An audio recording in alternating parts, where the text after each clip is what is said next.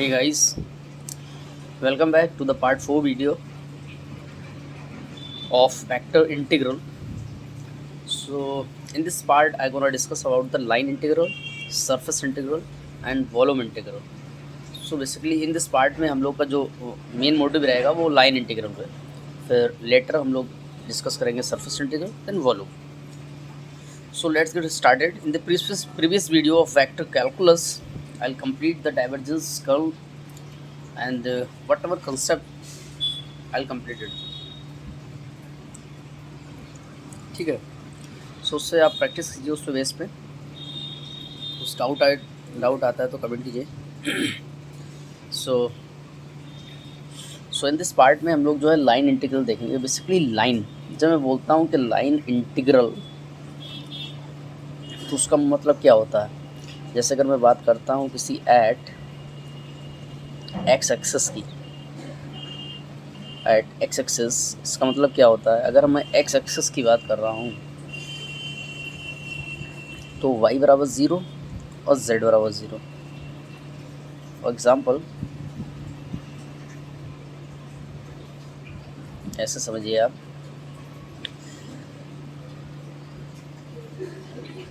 अगर मैं इस लाइन पे हूँ तो y और z तो 0 ही 0 हो जाएंगे ना.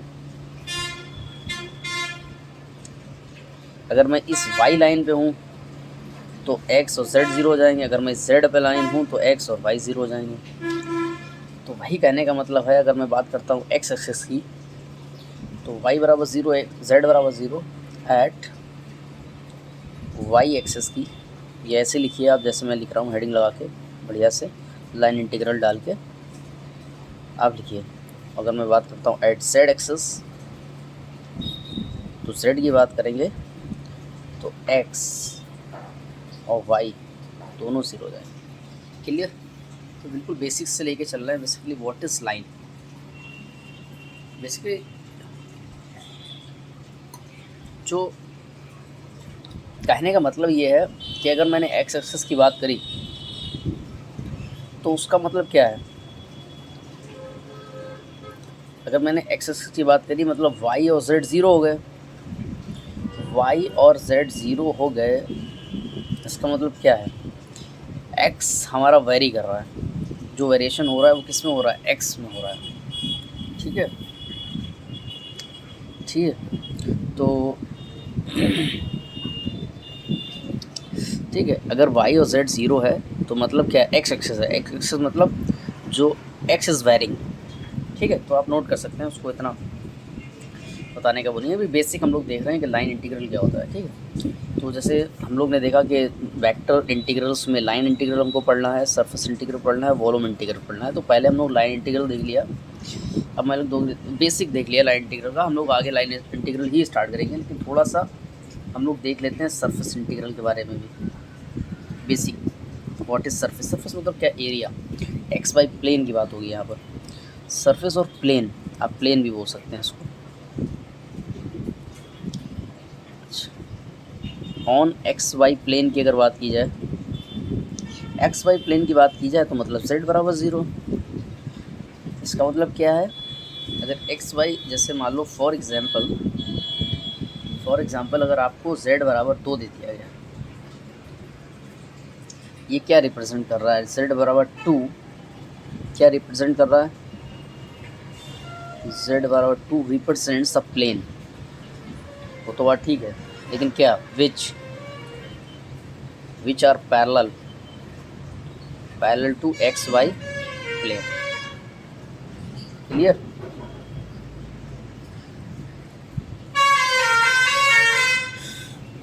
इसी तरीके से अगर मान लो x बराबर 0 है या y बराबर 0 है, x बराबर 0 है मतलब क्या है, वाई जेड प्लेन की बात चल रही है. y बराबर 0 है मतलब बाकी बचे क्या है, x और z बचे. x और z प्लेन की बात चल रही है. ठीक है. तो बेसिक्स यही है और उससे ज़्यादा कुछ नहीं है. इसी में basically there are two types of surface होते हैं. Basically there are two types of surface. One is open surface,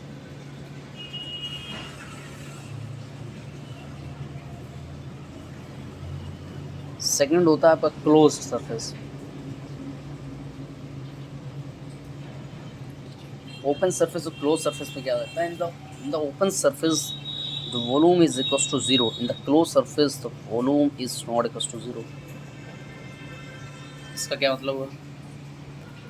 इसका मतलब ये हुआ कि अगर हमारे पास कोई कर्व है, अगर मैंने बोल दिया वो ओपन सरफेस में है या ओपन कर्व में है, ठीक है, ओपन कर्व में है, तो उसका मतलब क्या हुआ? उसका मतलब ये है उसका एरिया ज़ीरो है। एरिया ज़ीरो का मतलब क्या है?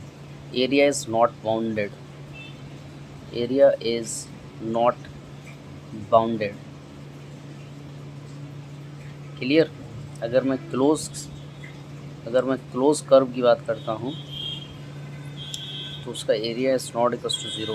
हेयर एरिया ज़ीरो का मतलब क्या है? एरिया उसका विद इन लिमिट में है, विद इन बाउंड में है, एरिया इज़ बाउंडेड। क्लियर? तो हम लोग वॉल्यूम इंटीग्रल की बेसिक्स से बात कर लेते हैं, ठीक है।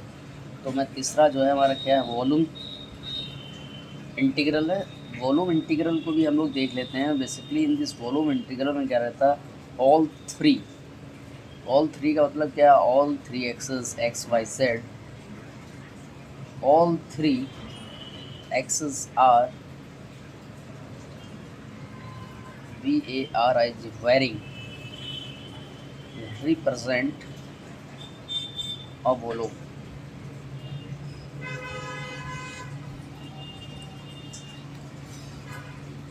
वॉल्यूम का मतलब क्या है, यहाँ पर all three axes X Y Z, आप ऐसे भी लिख सकते हैं इसको, एक्स वाई जेड जो है, ऑल थ्रीज जो है वो आर वेरिंग,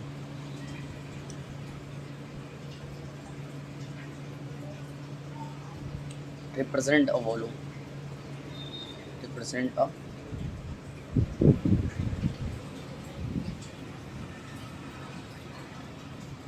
ठीक है। तो एक नोट करके देखिए, अगर X Y Z are varying तो ये रिप्रेजेंट करेंगे वॉल्यूम। नोट करके लिखिए, X Y Z are constant then represent a point, X Y Z are constant then represent a point. Clear है? कोई डाउट तो नहीं? सो हम लोग स्टार्ट करते हैं बेसिक से बिल्कुल। लाइन इंटीग्रल क्या होता है? तो हमने ऑलमोस्ट जो है तीनों का बेसिक देख लिया, what is line, what is surface, what is volume integral. तो बेसिकली लाइन इंटीग्रल में क्या होता है, लाइन इंटीग्रल में any integral which is evaluated along a curve is called line integral. ठीक है, ठीक है। Any integral which is evaluated along a curve is called line integral. आगे लिखिए आप लोग, let F V any vector differentiable function, let f be any vector differentiable function which is defined along a curve C, then line integral of f vector along a curve is represented by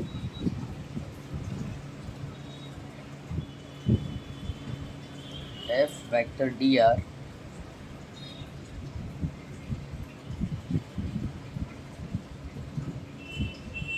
f1i plus f2j plus f3k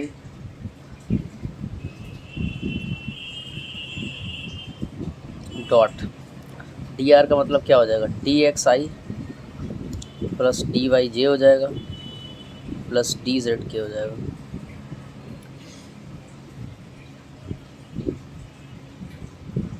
clear है ना? तो ऐसा तो है नहीं है, समझ में नहीं आ रहा होगा बिल्कुल। बेसिक्स तो हम लोग सब देख ही चुके हैं ना, पॉइंट वेक्टर क्या, पोजीशन वेक्टर्स क्या होता है, जो आर है, एफ वेक्टर क्या होते हैं, तो वहीं से आया ये सब कुछ, नया नहीं है। मैं इसको F1 dx लिख सकता हूँ, F2 dy लिख सकता हूँ, और मैं इसको F3 dz लिख सकता हूँ। ठीक है, this is a open curve,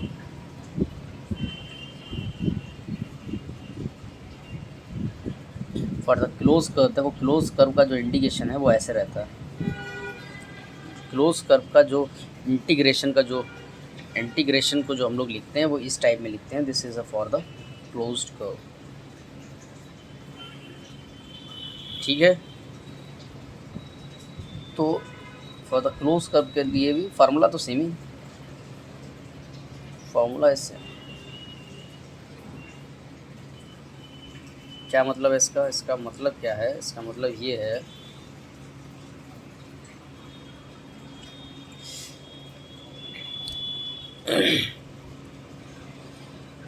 ठीक है, इसलिए क्वेश्चन इससे ही बनेंगे।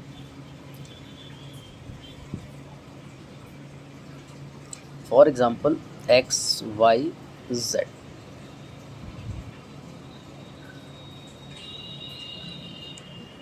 वही सिंपल जैसे हम लोग ने पोजीशन वेक्टर में देखा था, और द फंक्शन ऑफ टी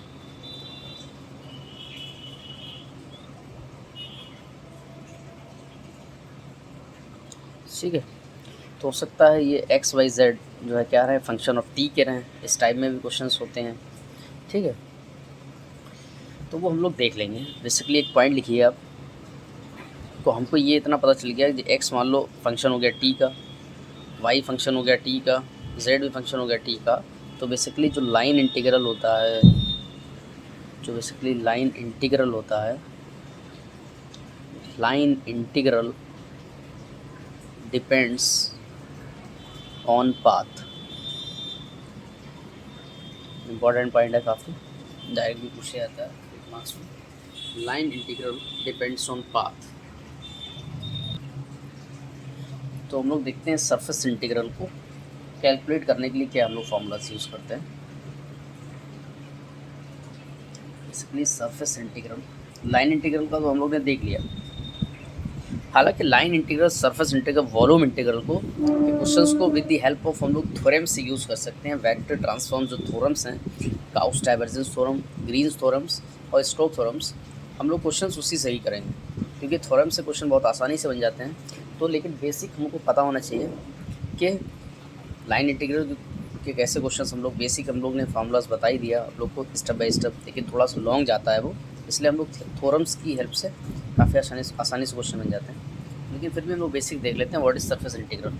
तो बेसिकली सरफेस इंटीग्रल क्या है, आप लोग लिख सकते हैं statement, any integral which is evaluated over a surface is called the surface integral. Let f be any vector differentiable function, language एक ही है, which is defined as over a surface S, then surface integral is defined as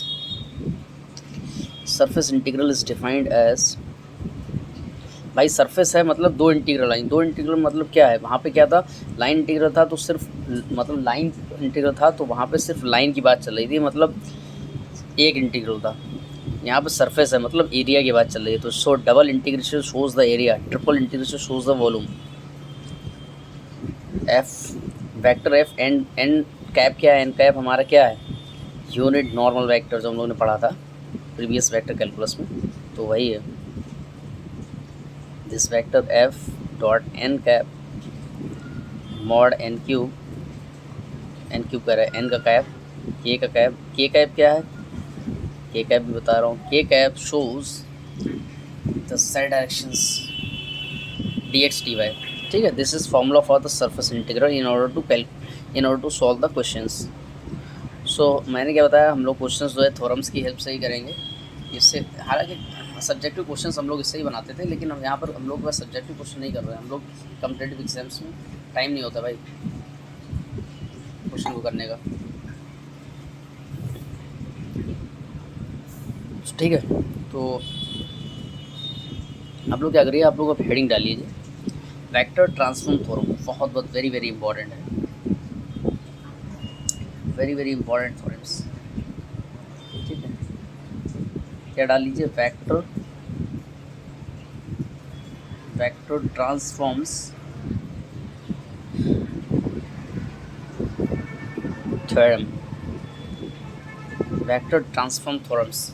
So basically there are three theorems are there in the vector transform. So first theorem जो है वो हमारी है, आप लिख लीजिए, गाउस डाइवर्जेंस। देखो जिसने वेक्टर कैलकुलस अगर अच्छे से कर लिया है तो उसको वेक्टर इंटीग्रल करने में दिक्कत नहीं होगी। गाउस डाइवर्जेंस थ्योरम, आप वेक्टर कैलकुलस पे मेहनत कीजिए क्योंकि बेसिक वहीं से है यार, डाइवर्जेंस वगैरह निकालना, ग्रेडियंट निकालना। गाउस डाइवर्जेंस थ्योरम पहली है गाउस डाइवर्जेंस थ्योरम, सेकेंड हमारी है Green's theorem, Green's theorem THEORM theorem, THEOREM होता है, ठीक है। अरे समझ जाना यार, इना प्लेन। तीसरी है हमारी स्टोक्स थ्योरम। लो अब थ्योरम की स्पेलिंग सही से देख लो, ठीक है, ऐसे लिख लेना स्टोक्स थ्योरम, ठीक है। तो बेसिकली हम लोग के पास जो 3 थ्योरम्स हैं which is very very important theorems, हर थ्योरम्स का अलग अलग अपना काम है। जैसे गाउस जो डाइवर्जेंस थ्योरम है, गाउस डाइवर्जेंस थ्योरम क्या बोलती है, ये थ्योरम्स जो this theorems are used to convert the surface to volume integral, surface to volume integral, ये आपको डायरेक्ट पता होना चाहिए, कभी कभी क्वेश्चंस में डायरेक्ट भी पूछ देते हैं। दिस थ्योरम देखिए, देखो Gauss divergence theorem are used to surface to volume, मतलब एरिया से वॉल्यूम में ये कन्वर्ट करता है।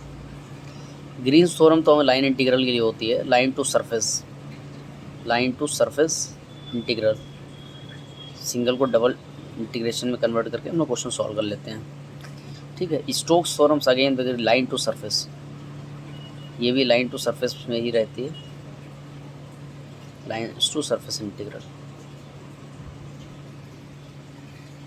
ठीक है। तो इतना क्लियर हो गया आप लोग को,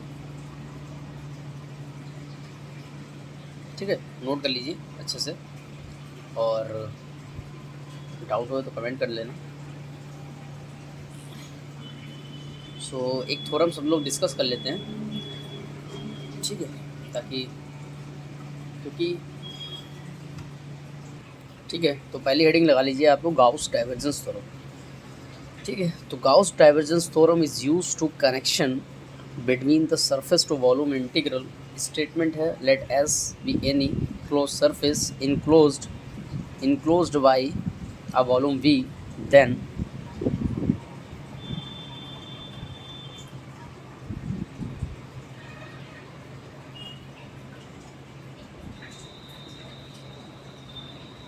surface to volume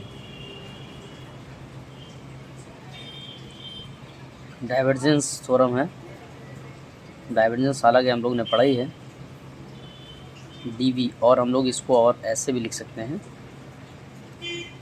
triple integration of divergence आप लोग ने पढ़ा ही था वेक्टर कैलकुलस में, अगर आप लोग ने सही से ध्यान दिया है तो आप आराम से क्वेश्चंस बना लेंगे।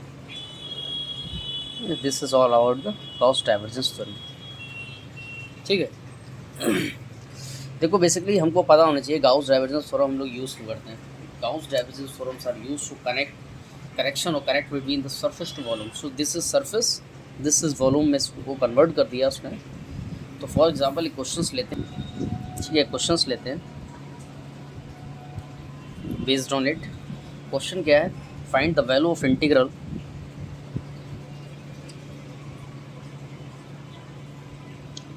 find the value of integral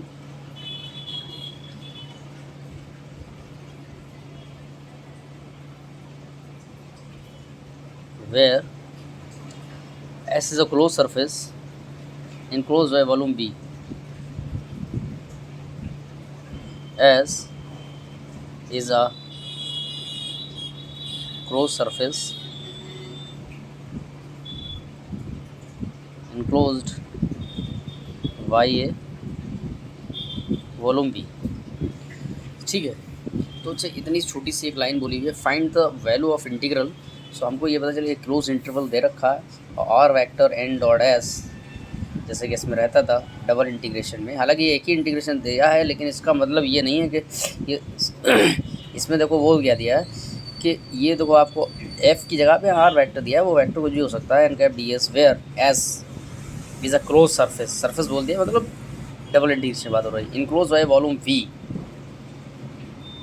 तो हमको पता है I can apply the Gauss divergence theorem है।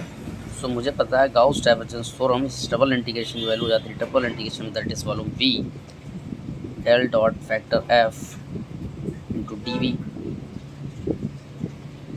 डाइवर्जेंस ऑफ B या डी अब मुझको ये भी पता रहता है कि बेसिकली क्या ये डाइवर्जेंस की वैल्यू क्या होती है और वेक्टर एफ की वैल्यू क्या होगी, F1 आई प्लस F2 जे, या F1 की जगह नहीं है तो सिर्फ एक्स आई प्लस वाई जे प्लस जेड के, तो उन सब की वैल्यू 1 दे रखी है। तो बेसिकली ये ट्रिपल इंटीग्रेशन आप डाइवर्जेंस एफ की वैल्यू कैलकुलेट करेंगे तो वो दैट इज़ 3 आ जाएगी, ठीक है। और डी तो हमारा लगा ही है,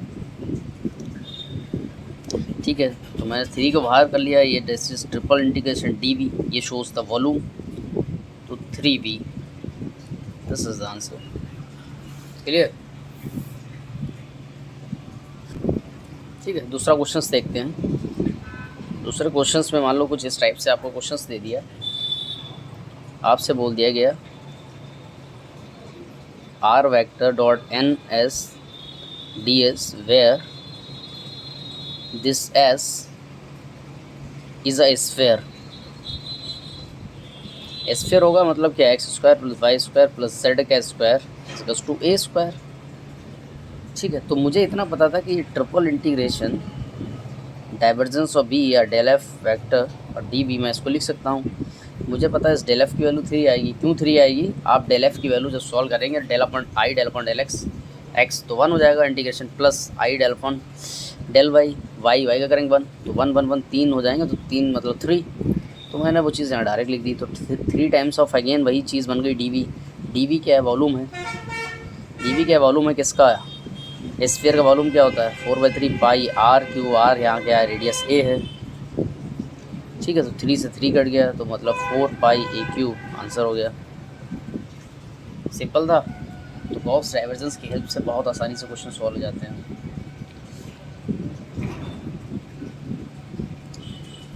इसी तरीके से क्वेश्चन और देख लेते हैं हम लोग based on Gauss divergence theorem.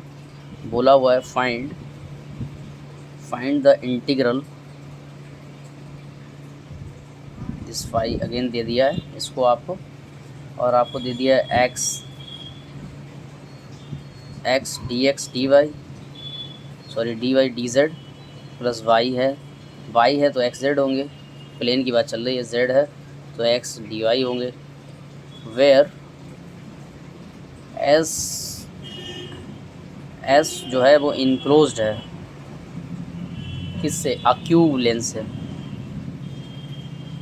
अक्यूब of unit length, not length, unit length दे रखी क्यूब की वैल्यू, ठीक है। तो अगेन हम इसको भी कर लेंगे। मुझको पता है triple integration of this divergence of vector F D होता है, तो मुझको पता है ट्रिपल इंटीग्रेशन दिस 1, क्योंकि यहाँ पे एक्स का करेंगे तो 1, वाई का करेंगे तो 1, जेड का करेंगे 1, D X D Y D Z, बात वही है, वो डी लिख दो या उसको वो लिख दो, तो 3 हो गया। इसको डी लिख सकता हूँ ना मैं, तो 3 हो गया, तो मतलब 3 वॉल्यूम। अब मुझको ये पता है ये वॉल्यूम हो गया किसका, क्यूब का वॉल्यूम क्या होता है ए क्यूब। अब यूनिट लेंथ दी है तो 1 का क्यूब हो गया, तो मतलब 3 ही हमारा आंसर हो जाएगा, खत्म।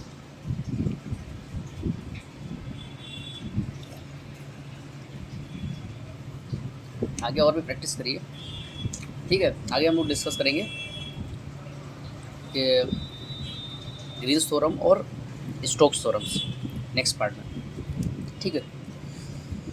जब तक आप लोग प्रैक्टिस करिए, बाय बाय।